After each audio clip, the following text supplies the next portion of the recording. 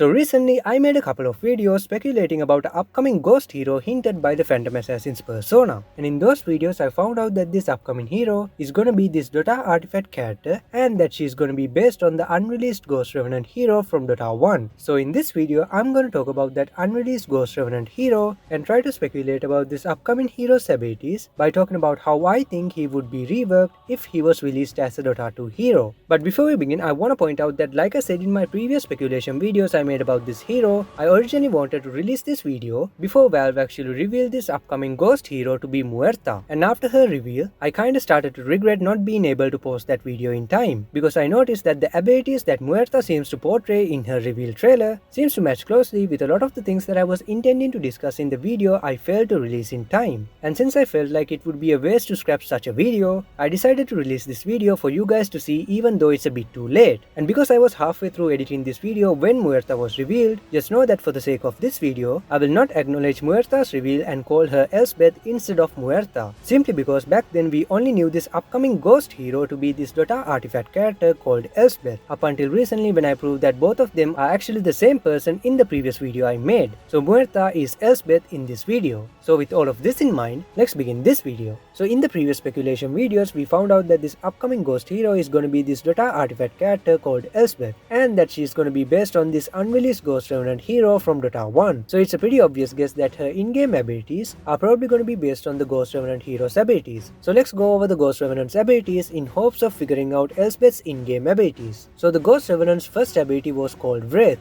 which was the ability that turns the Ghost Revenant ethereal and grants him bonus movement speed for 8 seconds. And this ability can be cast again to end the ethereal state if needed. And at max level, this ability's duration and the cooldown is the same, which effectively allows the Ghost Revenant to stay ethereal indefinitely if he wants to. And then we have the Blackjack ability, which sends out 3 orbs that travels parallel to each other in a straight line. And upon impact, these orbs deal damage and stuns enemies who are hit by them. And next up we have the Miasma ability, and this ability applies a debuff on enemies around the Ghost Revenant, which deals damage over time and reveals invisible enemies for its duration. So basically it's a dust of appearance with a damage over time. And finally his ultimate was called Exhaustion, which was basically a global movement speed slow applied on all enemies on the map. So all of these abilities show that he was created to be more of a counterpick hero that is designed to hard counter heroes that depend on invisibility, physical damage and mobility. So heroes like Riki, Gondar and Klings would be countered by this hero. But other than that, the Ghost Revenant would be just a situational hero who fall into the disruptive spellcaster category with a pretty niche purpose in-game, potentially making him pretty underwhelming in some games while overpowered in others. But since this hero was only in the development stages when REWORK decided to leave Dota 1, I'm pretty sure that although Elspeth is based on this Ghost Revenant hero, the final skill set that Elspeth is gonna have in Dota 2 will probably be different from what we see here. But that doesn't mean we can't speculate about what her abilities could be like, because if you guys have been with my channel for some time, you will know that I enjoy coming up with concepts for Dota like new heroes and new items. And sometimes I also try to rebalance or rework unreleased and removed Dota heroes. So naturally I also try to remake this uncompleted Ghost Revenant hero that REWORK created. And I have a hunch that the abilities I gave for my version of the Ghost Revenant hero will be similar to the abilities that Elspeth might end up having when she is released as a Dota 2 hero. And I say this because recently I started to notice that sometimes REWORK and I seem to have similar thoughts when coming up with content for Dota 2, like making the Diffuser Blade stack with Anti-Mage's mana break, or giving Sven set upgraded Stormhammer a autocast option to decide whether or not he wants to travel with the Stormhammer, or reworking the Ethereal Blade from being an agility based item into an int based item. So I'm just gonna assume that REWORK rebalanced this Ghost Revenant hero into Elspeth in a similar way to how I rebalanced this Ghost Revenant hero myself.